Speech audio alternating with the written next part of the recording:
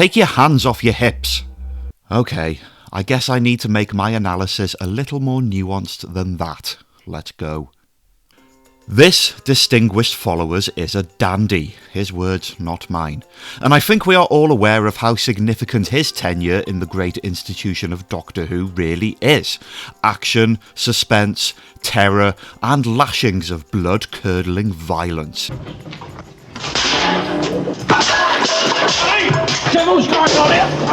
But despite the monumental impact of the Pertwee era, viewers and characters alike never had the esteemed privilege of a TV story centred around even just one of these. Besides the infrequent fleeting reference, the only visuals we had of Cybermen across the Third Doctor's timeline came once in the form of a psychic machine-induced flashback in the Mind of Evil, and once again inside a miniscope in the Carnival of Monsters.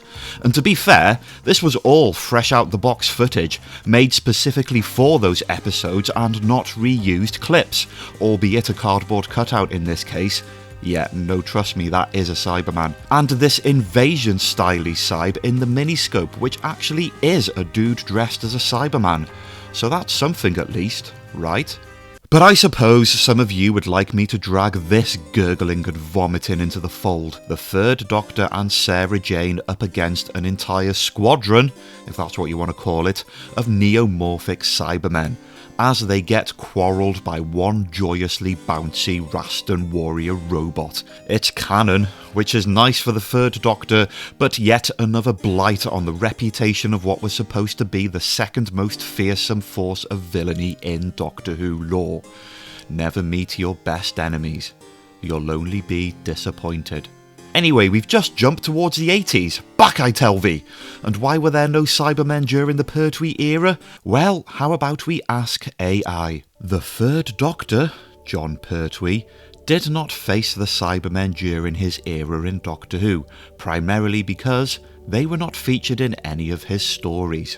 Yeah, cheers for that. The 1960s was the Doctor Who decade for many reasons, and no less so than because for me it still remains the silver age of Cybermen, an age which culminated in adequately explosive fashion in 1968's The Invasion. Rockets, larger rockets, and the Cybermen are vanquished. This is a dandy, this is a clown, this is a Time Lord karate chop and a brick, and so we hop, skip and jump more than 6 years ahead to the Tom Baker era. And what a whopping opening season it was. Kicking off with a unit-oriented homegrown terror story, I guess because that's what audience were largely accustomed to at this point. Also Barry Letz's final contribution as producer, who had ran that role consistently ever since the very second story of the Pertwee era before Philip Hincliffe took over. Then moving almost seamlessly into a deeply sci-fi horror-tinted space story, a swift pit stop to say hi to the Sontarans again, and then a flipping Dalek origin story. Who knew that they'd been created by whoever this is? And after that, before our heroes could even change their costumes... So, the original creative masterminds behind the Cybermen and their original run of stories, Kit Pedler and Jerry Davis, didn't have direct involvement in the development of new Cybermen stories following the Tomb of the Cybermen, but their influence lived on. Kit Pedler submitted the original blueprints for both The Wheel in Space and The Invasion, which were then tweaked and rewritten into the TV serials that we are all now familiar with. And for this new era, it was Jerry Davis's turn to make a returning contribution. It's important to remember that this was during a transitional period for Doctor Who, as the call to Jerry Davis was made by Barry Letts, who was gone and replaced by Philip Hincliffe by the time the story went into production. But it seems as though all parties could agree that a new Cybermen story for this new age of Doctor Who would be a hit. Now in the role of script editor, after being script writer and making an almighty contribution to Doctor Who lore since his first commission in 1968, Robert Holmes wanted Jerry Davis to devise a story set on a space station, so that the set of the Ark in Space could be reused. This was woven pretty darn neatly into the story. Here it is full of Cybermen, and here it is thousands of years into the future as a cryogenic storage facility, in a Doctor Who adventure set previous. Neat. Jerry Davis accommodated this request and wrote a suspense thriller with only 4, would you believe it, 4 Cybermen. And this story at one point included casinos, but was then revised into a story about miners working on an asteroid while a disease spreads on a beacon. And this story largely remains intact to this day as this. It's complicated, and just in case you think I'm skimming over this detail, I am fully aware of Jerry Davis's original script for what he then referred to as Return of the Cybermen, which was also, funnily enough, Kit Pedler's original name for the invasion, exists in Big Finish form, and you better believe that this is gonna get the chosen chimp coverage, just not in this video. In this video, I'm talking about the thing that TV viewers actually got after the various tweaks and rewrites, some of which Jerry Davis wasn't too happy with but warmed to eventually, namely these Vogan people and... are those by any chance the foreboding limestone caverns on the southern edge of Mendip Hills, known commonly as the Wookiee Hole Caves? Over to you, Mark Gatiss. This particular cavern may already be familiar to you from its countless appearances on the small screen. In 1974, you couldn't move down here for Cybermen. So by the time what was now firmly titled as Revenge of the Cybermen was fully in effect, it became apparent that a bigger budget was available. And so the asteroid setting originally conceived by Jerry Davis gained a bigger wodge of story time, as several days of shooting down in the Wookiee Hole Caves was now firmly on the agenda. I thought I'd cover this now, as there is a lot to get through in this video, and well, this just has to be one of those things I talk about. You see, director Michael Bryant was eager to use the Wookiee Hole Caves to represent the planet/asteroid of Voga. And yeah, it's a solid and appropriate location, I'm sure you will agree. The problem arose, and I'm going to smack a big old allegedly here because you decide on the story's credibility depending on what you believe in. The director's wife found some arrows, which started a curse, and then she put the arrows back and the curse was gone again. There's also an account of a witch petrification in the rocks, which the crew apparently dressed in a witch costume, hat included. They did it for a laugh. Disturbing the Iron Age arrows and also ridiculing said witch kick-started a mysterious and turbulent chain of events during filming. An electrician broke a leg after his ladder collapsed, Elizabeth Sladen's speedboat went haywire and crashed into a wall, nearly causing her to drown, and the stuntman who rescued her afterwards fell ill. And also, Michael Bryant apparently saw the ghost of an Irish diver who drowned in the late 1940s. After the crew and their wives stopped mucking about with the artifacts and the petrified witch rocks, things apparently ran smoothly. And so the presence of Wookiee Hole is synonymous with the legacy of this particular serial. The first episode of Revenge of the Cybermen was transmitted on the 19th of April 1975, approximately 6.5 years after the invasion. Following on from a thematically linked run of TV stories which made up the first series of the Tom Baker era, viewers were now treated to a mystery aboard the Nerva Beacon, where a virus had wiped out nearly all of the crew. So much so that the survivors have had to isolate themselves from even being rescued. Observe the sprawl of bodies. Dark.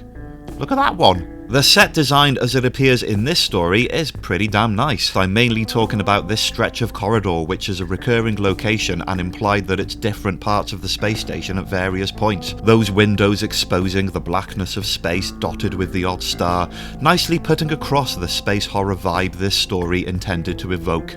I'm also a big fan of the control rooms and think they did a sterling job of putting all of this together. It's really credible 70s futuristic design. Noteworthy also is that a lot of this was souped up for the Season 12 Blu-ray, and whilst I'm an original viewing experience in all of its messy glory kind of guy, I think this is a decent jab at retaining the old aesthetics whilst making them adequate. So Sarah Jane Smith, Harry and the Doctor are back at the Ark from the Ark in space, except now it's thousands of years earlier and it's a space station. The year is around 2500, which puts this story in the same ballpark time period as Tomb of the Cybermen. Cool to think of it that way. The only survivors they find are Warner, a man, Lester, Commander Stevenson, and this slippery little finger worm-tongued fella, Professor Kelman. A planetary surveyor and geographer with a fascination with rocks, no less so the type of rocks which are golden because they are gold, which of course is his real reason for wanting to loiter around the nearby asteroid, also known as Voga, the planet of gold. He has a line of communication with all parties in this story, and his fellow crewmates aboard the Nerva Beacon think he's a right prat. Kelman knows full well there is no plague. He's the one doing all the killing here, but this is actually really the doing of the Cybermen, in a similar vein to what they did to the crew of the moon base, with similar looking effects, except the application method in this case is via a cybermat. Remember cybermats, those biddy little things from Tomb of the Cybermen and Wheel in Space, making their humble return for the first time in what the hell... Right, so that's a thing. You can call it an upgrade if you like, less of a psychotic alien mouse bug and more of an angry Hoover. I think there are some merits to this design in that it's a mechanical entity that's a living creature in its own right, and its lack of any facial features certainly gives it a chilling quality, at least in theory. The main bugbear, no pun intended, is that it's just massive, and when it attacks people, the actors have to pull it towards them whilst pretending to fight it away, which is always a trope more comedic than it ever intends to be. Plus it wasn't real-life remote control like the original Cybermats were, therefore it was often subject to some hyper-ropey special effects to make it look like it was moving on its own. It's half invisible in this bit. Looks like it's phasing in and out of reality. Maybe it's trapped between this timeline and that of Return of the Cybermen. You having that one? However, the after effect of the venom on its intended human subject is a cool visual. 70s Who was just great at glowing red body horror. So Voga, I gotta say, is an interesting addition to this story because every Cyberman adventure up until this point had been a straight up humans versus Cybermen affair. But this time around we get a third party of alien beings called the Vogans, a concept that Jerry Davis had nothing to do with. In the realm of expanded Doctor Who fiction, the Time Lords visited the inhabitants of Voga during their early explorations of space and time, which explains why the Vogans have adopted the Seal of Rassilon into their own culture. In the realm of reality, however, this was just a prop that was reused in The Deadly Assassin, and its identity as the Seal of Rassilon snowballed from there. I know which of those two realms I find more fun. And look who's let himself go a little bit since the invasion. It's Tobias Vaughan himself, Kevin Stoney. Good to have you back, sir. He's playing Tyrum this time around. Tyrum and Vorus can't get along because Tyrum wants to keep Voga isolated and hidden for the sake of preventing any of his people coming to any harm.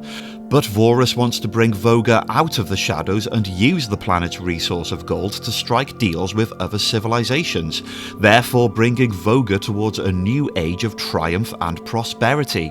In this regard, the story has shades of Curse of Peladon, which in itself, fun fact, was an allegory for the UK joining the European communities, aka the Common Market, which would officially happen at the beginning of 1973, and Doctor Who wasn't like this in my day. They should leave politics out of it. Trying to get my tiny mind around these footnotes allowed me to discover that there was a referendum on the accession to the Common Market, similar to the 2016 EU referendum, happening in 1975, the year this story came into existence, so it makes sense to see these similar themes showing up again. It means that for a wedge of this story, they really don't need Cybermen attacking them because they are doing a grand job of knocking the snot out of each other. Anyway, with the groundwork for this narrative established and with the Doctor keying the audience in on the fact that the Cybermen have a long-standing turbulent history with Voga... Yes. It's all coming back to me now. Well, what's coming back to you? Cybermen. That's what we're up against, Commander. Cybermen.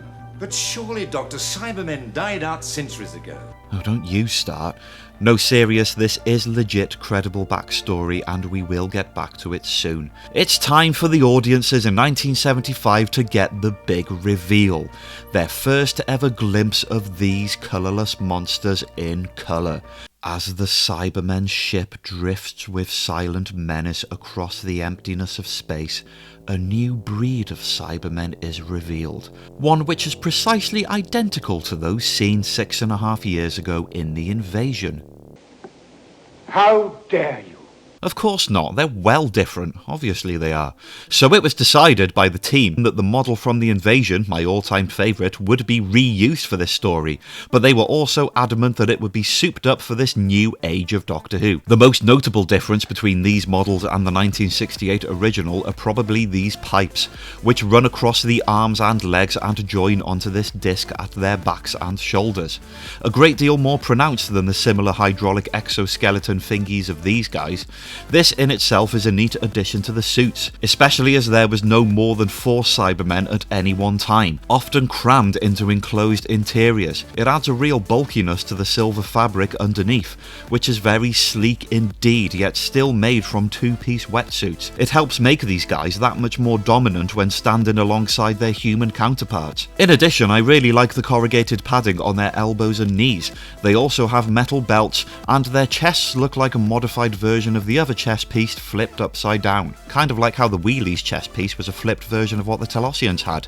And of course the other major difference are the heads, which, while the features remain virtually identical, the pipes attached to the lamp and head blocks are now corrugated and more thicker.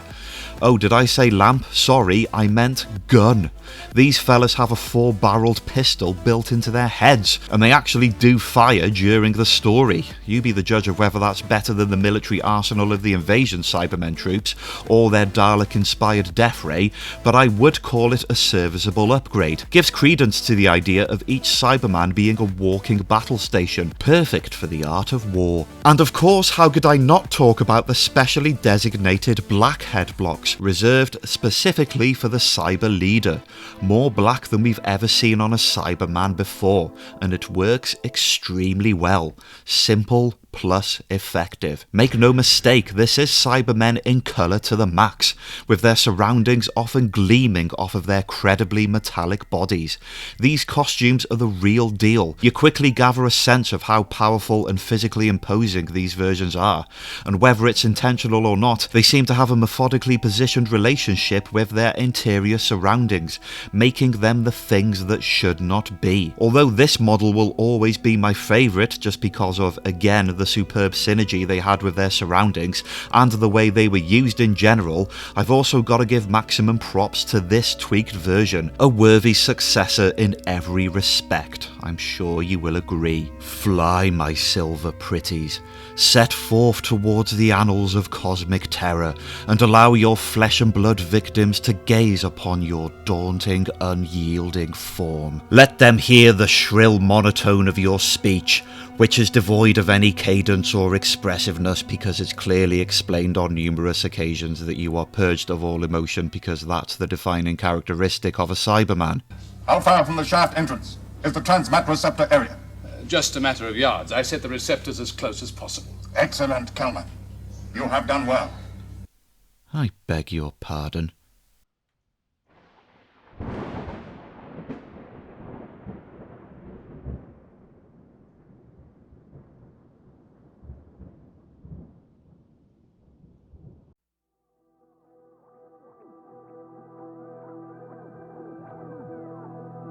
So this is me.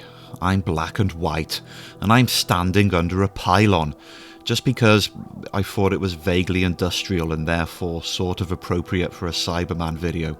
Plus I just really fancied a walk on my own, occasionally talking to my phone. It was here that I put to you, the viewer, one simple question. Is the invasion the last ever really good Cyberman story of classic Doctor Who? And I know that you know precisely what the main point of contention is when asking this question. And it's not the lack of Patrick Troughton in a Cybermen story or the transition from black and white to colour, it's the fact that in every classic Cyberman story following the invasion, starting with Revenge of the Cybermen gained something new and in turn lost something very, very big. The Cybermen gained personality, and in doing so, lost one of the biggest things that made them cool in the first place: their lack of personality. According to the Tin Men and the Witch documentary featured on the Series 12 Blu-ray, the decision to give Cybermen personalities was down to director Michael Bryant. Funny, because in the same documentary he also said that he felt like he didn't bring anything new to the Cybermen in this adventure. Well, I'd beg to differ on that.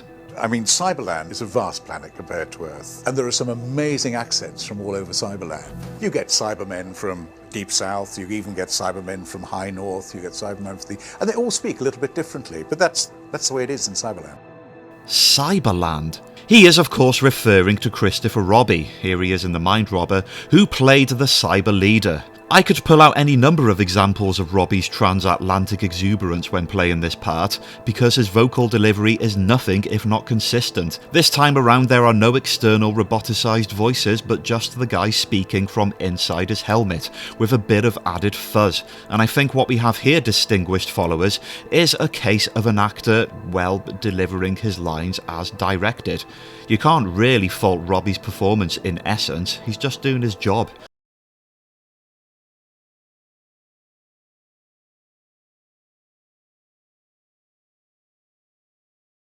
And playing the part as he was told to play it. The problem, folks, is the direction and the script. You too are especially privileged. You are about to die in the biggest explosion ever witnessed in this solar system. It will be a magnificent spectacle. Unhappily, you will be unable to appreciate it. Cybermen just don't say things like that.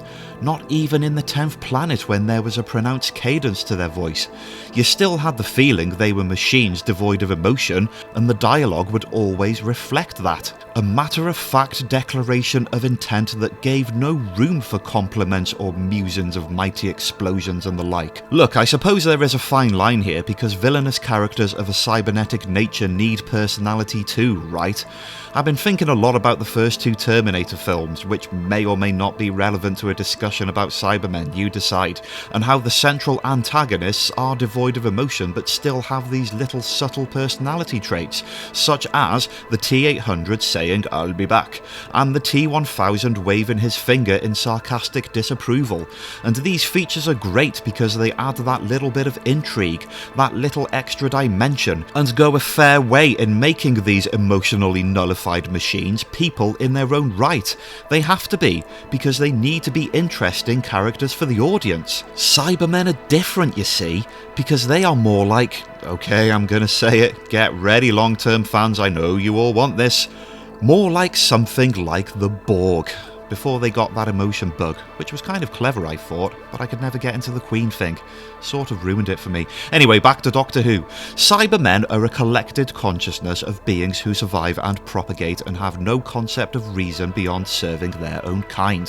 What's particularly chilling in the instance of some of the best Cybermen stories of the Troughton era is the inclusion of foolhardy humans trying to harness the power of these machines, and realising all too late that they have no hope of reasoning with or controlling Cybermen, because even though they give off the appearance of mechanised drones incapable of critical thought, they are for all intents and purposes an alien species, and beneath the robotic speech and mechanical posture is an animalistic drive for survival where emotion contains zero tactical value. You can compare Cybermen to insects or bacteria or anything else of the same ilk, but that dimension blinkers out of existence the moment they start gesticulating and using poetic prose. Allow me to draw your attention to this, the Dense, the Mighty, the Codex Siberius, the Biblicus Chimpus, the Book of 1,000 YouTube videos, One Monkey's Key to More Than 1,000 Views, The Cybermen by David Banks, or in this case, the audio adaptation, The Archive Tapes, the hypothesized history of the cyber race. In this piece of media you will find a fully canonical and credible explanation as to how these Cybermen, who are defined in this context as cyber nomads and are a divergence from these, the early cyber faction, appear to express emotion, down to how they supposedly hate Voga, and how their impetus is motivated by revenge. It is in fact an intensity driven by survival that appears comparable with emotion on the surface. Emotion is an instinctive response, as opposed to a rational one. In an emotional response, one is not precisely aware of the reasons for one's behavior. But a rational response, by its very definition, implies that the reasons for it have been thought out beforehand. Over centuries of cybernetic development, the aims which motivated the Cybermen, the very rational goals of survival and conquest, had become, through constant use and the need for swift decision-making, an almost instinctive response in itself. If the process is cybernetically controlled, which in the Cybermen it clearly is, they are guiding principles or directives which steer the decision-making towards the target. Their behavior depends on what fits in best with their ultimate intent, survival. Yes, it's a cool explanation, if a bit of a stretch, but it's really just for use of audience members desperate to add some sort of reasoning behind the expressiveness of these Cybermen. It's an explanation which the original Revenge of the Cybermen TV story can in no way take credit for. This was an outright inappropriate direction. As for this lot, you'd be well advised not to get me started, which modern Doctor Who has since corrected, prompting one to wonder why, if they released Season 12 on Blu-ray a few years back with updated visuals, they didn't just go the whole hog and redub these guys with fresh dialogue. Hello Briggs, you got a minute? It's pretty much one of the only updates to classic Doctor Who I'd have any level of interest in, and if they did, it might go a little something like this. We must revive the Cyber Controller Unit for further instructions and continue repairs to the network. These humanoids will all be converted when the systems are restored. Understood? But even then it wouldn't fully resolve the issue because of this, and whatever that is. Look, if you liked this, power to you. I stand by the principle that the description of total machine creatures given by the Doctor in this story is false advertising, but then again, as I always say, the whole point of watching Doctor Who is to have fun, and if you achieved that, then you win. Sorry if you disagree, you are equally as correct as I am, I promise you. The personality of these Cybermen is a component that is woven into this serial on a molecular level, for better or worse. So it is not without its likability, and no less charming or noteworthy than anything else in classic Doctor Who.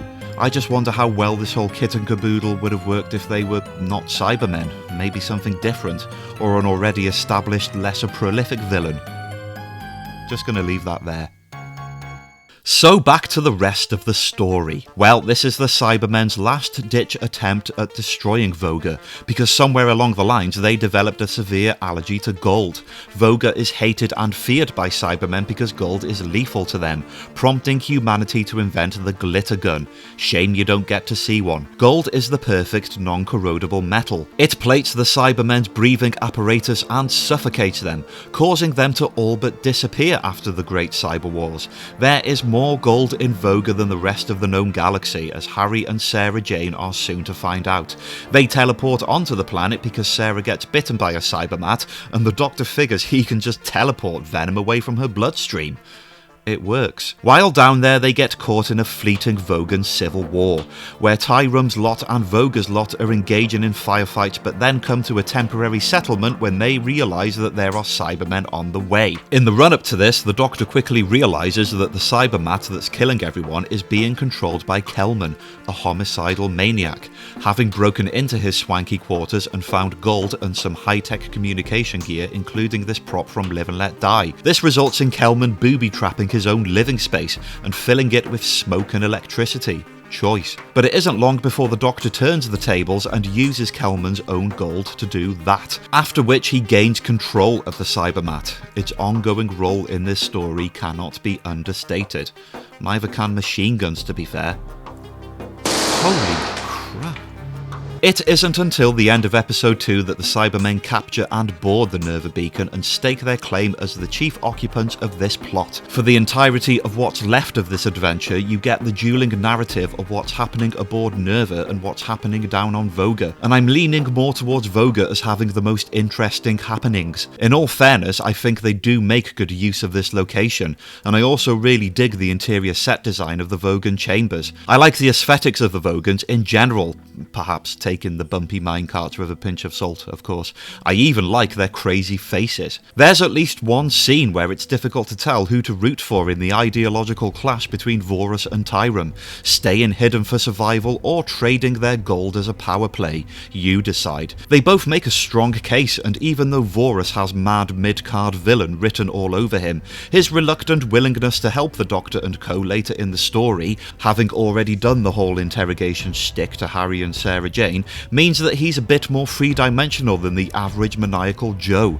The same goes for Kelman for that matter, and I'll get back to him in a minute, but I do appreciate how they wrote these characters for better or worse. There's basically a race to blow each other up, because Vorus is simply busting to use his Striker missile to destroy the Cybermen, and the Cybermen are sending human bombs down to Voga to blow that up.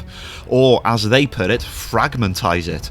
The Doctor pushes his luck while he's on the Nerva beacon with the Cybermen, being the sharp-tongued smarty pants that he is. He's mocking the Cybermen and trying to steal their bombs. Tom Baker really gives audiences their money's worth in this, his one and only brush with the Cybermen.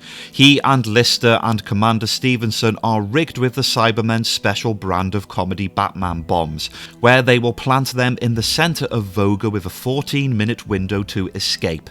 I don't know who the Cybermen thought they were fooling with that. Obviously, the bombs are going to go off the moment they unclip the straps. The Cybermen cannot enter the centre of Voga because of all the gold, but they can guide the unwitting subjects in the right direction and detonate the bombs using this snazzy briefcase. The Tyrant Vogans try and stage a resistance, but it's an all-out massacre. I lost count of how many of them die in this scene. The editing is just back and forth between each side, and it almost looks like it's the same shot over and over, so it's hard to keep track of all the bodies. It's a cool scene from the Cybermen's perspective though. Two of them against an entire squad, and the squad loses with the Cybermen not taking so much as a dent, which is the way it should be. Look at his fabulous tongue there. Production had a bit of a struggle with making them appear credible because the actors had to duck a lot to get through the caves, and you can see a bit of that in the final cut, but I think it works because this is a planet that is habitable to their native Vogans and not their sworn enemies. It's only fitting that the Cybermen should have a hard time navigating through it. Same with the beacon, in fact. So back to Kelman, the other enigma of a character, and I do think the story could have done with a little more explanation as to what his true intentions were.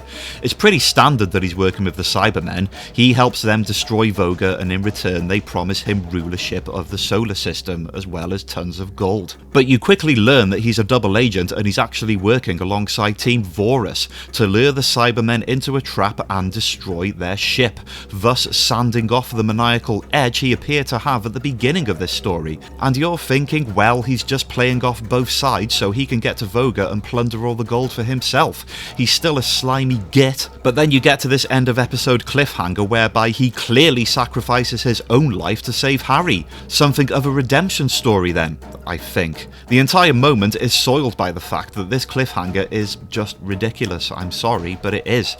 The only reason why this rock fall happens is because the Doctor's team and Harry's team are trying to push away the same wall of rocks from either side at the same time. Pushing a wall of rocks over is dangerous at the best of times, especially when you're on a slope, and this foolhardy action results in the death of a man, which barely gets acknowledged because the audience are forced to worry about the fact that Harry's about to trigger the cyber bombs. And no, I'm not going to play the clip where the Doctor shouts Harry Sullivan is an imbecile, because quite frankly, it's uncouth. In the lead up to this, tensions fray anew between the two factions of Vogans, with Tyron cussing Vorus for using Kelman to lure the Cybermen down here, premature to the rocket launching which was going to blow them all up in their ship anyway.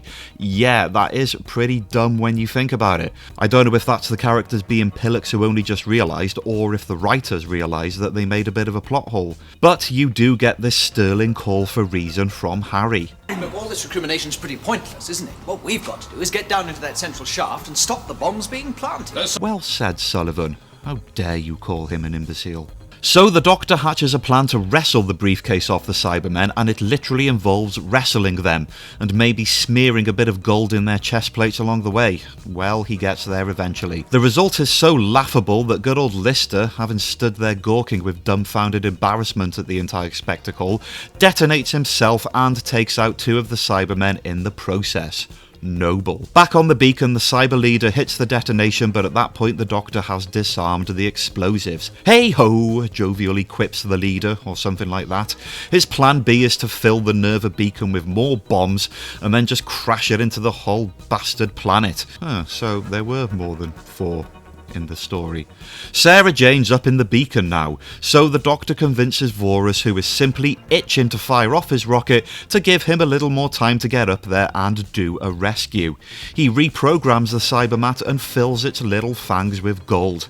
And yep, that's a pretty neat counter-offense, you gotta admit. Not sure how the Cybermat coped with having all that gold stuffed in his mouth, but like I already said, hey ho. The remaining Cybermen give themselves 3 minutes to escape while the beacon is on course for Vogo, which is the new target for the Striker missile. Vorus has pretty much lost his mind at this point. He's not going to wait for the Doctor and Sarah to leave before he hits the launch button, so the opposing Vogons have no choice but to shoot to kill, which doesn't work. Not too sure what happens next because the transmission of this program was interrupted by some random NASA stock footage of the Saturn V launch in 1967. Must have been that Max Headroom bloke. The Doctor manages to avoid crashing the beacon into Vogo, which turns out to be a continuously rotating log, largely because the Cybermen allowed him to tie his own ropes. But we really have Commander Stevenson to thank for this happy ending. He steers the rocket away from the beacon and straight into the Cybermen's ship, thus blowing this particular contingency into atoms. Another era, another breed of Cybermen vanquished.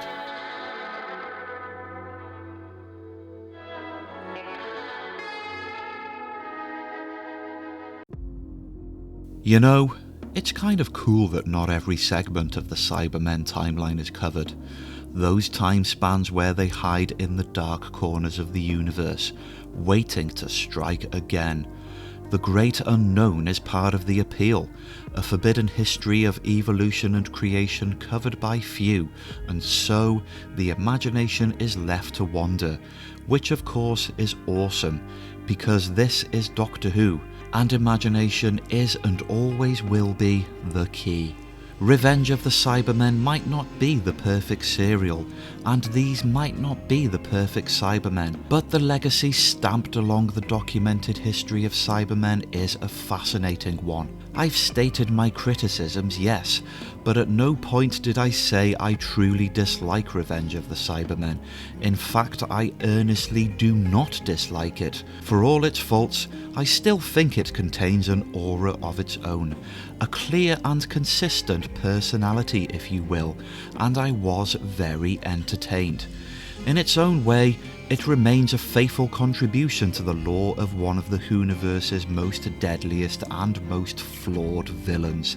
Yet another flash in the infinite cosmos, where the Cybermen make their desperate grab for dominance, only to have sacrificed everything in the process, doomed for destruction, their eternal curse. So what happened next? David Banks, I'm looking at you. Well, during these events, or around the same time at least, a similar lesser-known breed of cyber nomads are headed to Telos to rendezvous with this dishevelled cyber controller, and in doing so, cyber nomads and cyber Telosians merge to create a new breed of Cybermen, cyber neomorphs. A nice idea on paper.